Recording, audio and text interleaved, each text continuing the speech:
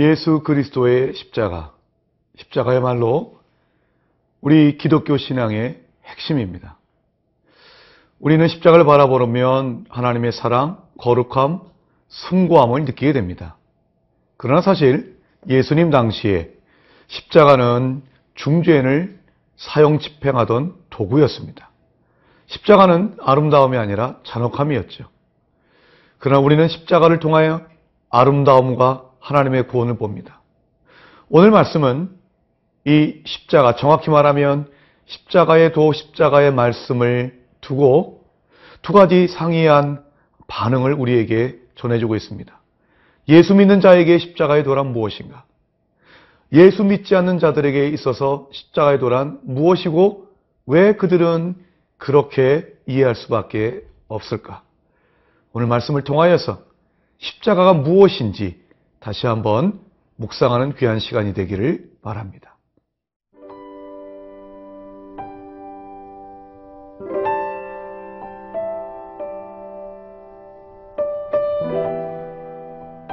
고린도전서 1장 18절에서 25절 말씀입니다. 십자가의 도가 멸망하는 자들에게는 미련한 것이요 구원을 받는 우리에게는 하나님의 능력이라.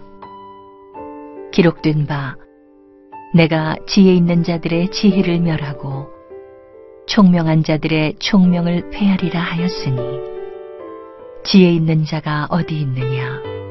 선비가 어디 있느냐? 이 세대의 변론가가 어디 있느냐? 하나님께서 이 세상의 지혜를 미련하게 하신 것이 아니냐? 하나님의 지혜에 있어서는 이 세상이 자기 지혜로 하나님을 알지 못하므로 하나님께서 전도에 미련한 것으로 믿는 자들을 구원하시기를 기뻐하셨도다.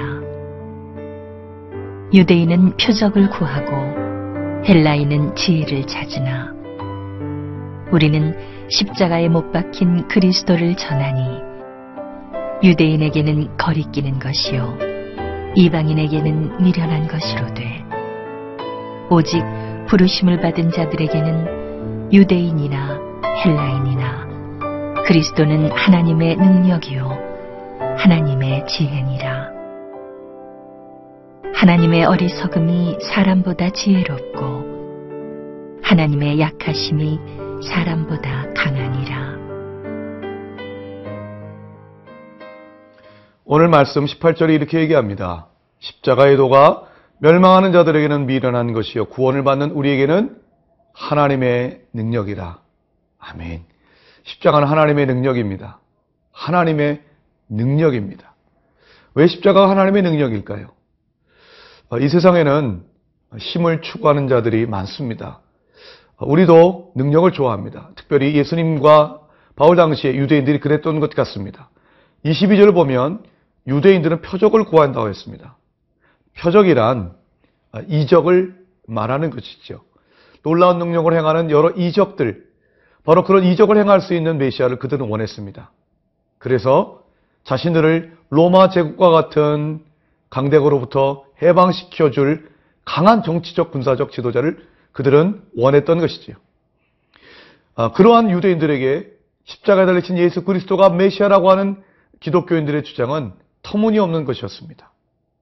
이해가 될 수가 없었습니다. 23절 보면 십자가에 못 박힌 그리스도가 유대인들에게는 거리끼는 것이라고 했습니다.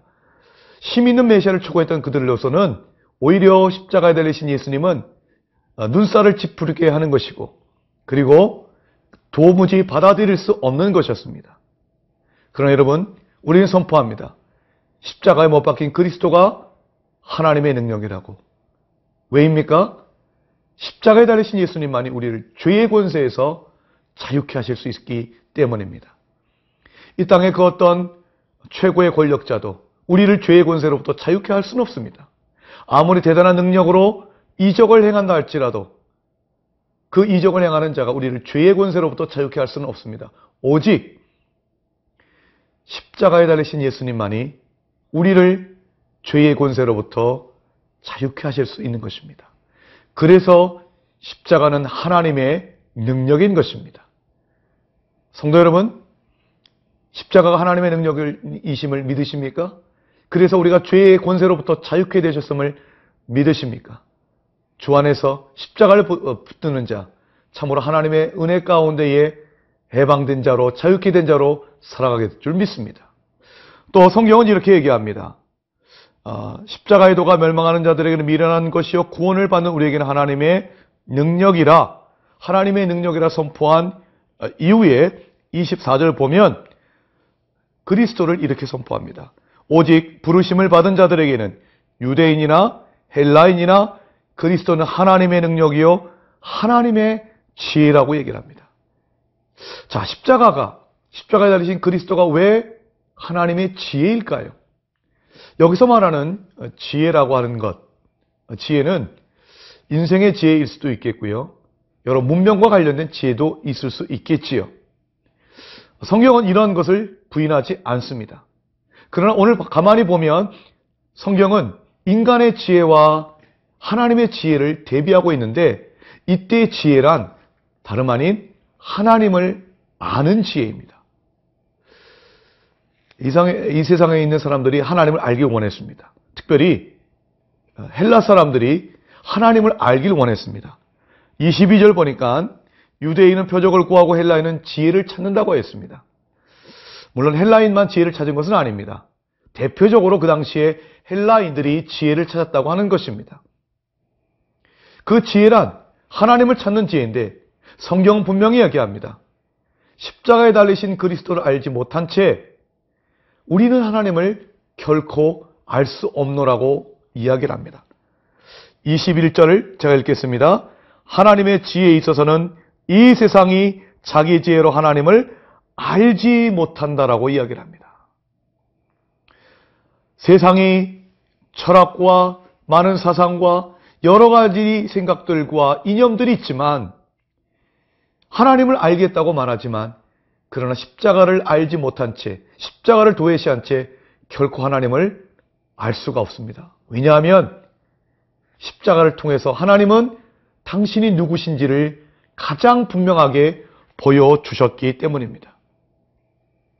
세상의 지혜를 추구하는 자들에게 십자가는 하나님의 지혜가 아닌 미련한 것입니다. 그러나 하나님의 입장에서 보면 십자가를 알지 못한 채 다른 것을 통하여 하나님을 알겠다라고 하는 모든 사람들은 다 미련한 것들입니다. 그래서 하나님은 그 인간의 지혜를 패하겠다고 말씀하시죠. 19절과 20절이 바로 그런 얘기인 것입니다. 내가 지혜 있는 자들의 지혜를 멸하고 총명한 자들의 총명을 폐하리라고 말씀하셨던 것은 십자가를 통하지 않고서 하나님을 알겠다라고 하는 모든 인간의 어리석음을 말씀하신 것입니다. 하나님을 알길 원하십니까? 십자가를 바라보십시오. 세상에서 배움이 없다고 여러분 자신을 한탄하지 마시고 열등의식하지 마십시오. 그 세상의 지혜가 없다 할지라도 십자가를 바라보는 자는 하나님을 알 수 있습니다. 그래서 십자가를 바라보면 하나님의 지혜를 얻게 되는 것입니다. 이 지혜로 충만한 여러분과 제가 되기를 기원합니다.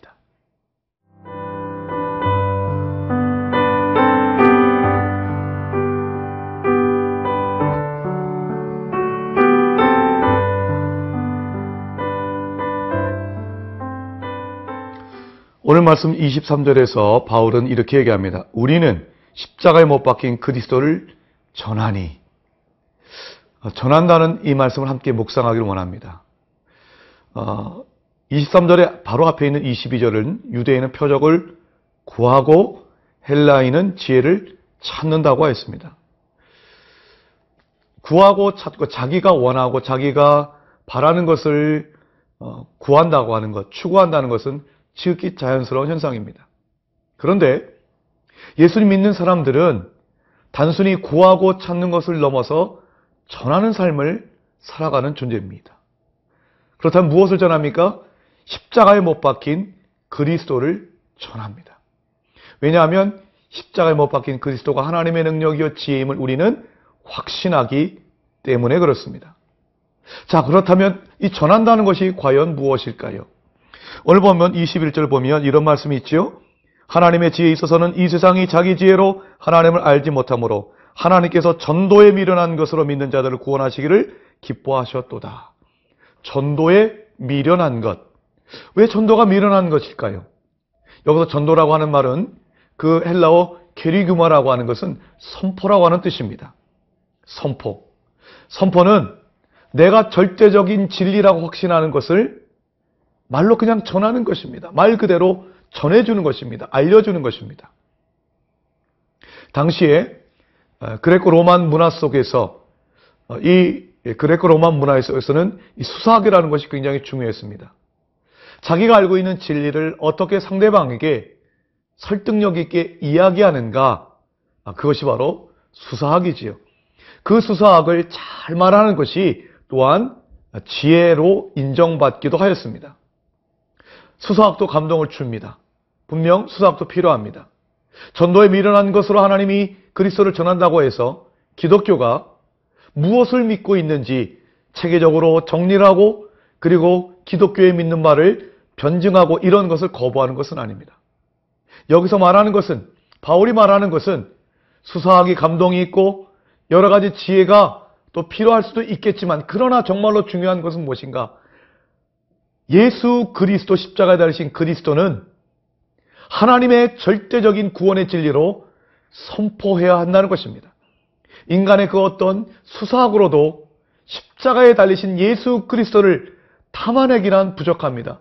그저 십자가에 달리신 그리스도를 우리는 선포하고 전하고 알리는 것입니다. 그것이 바로 전도입니다.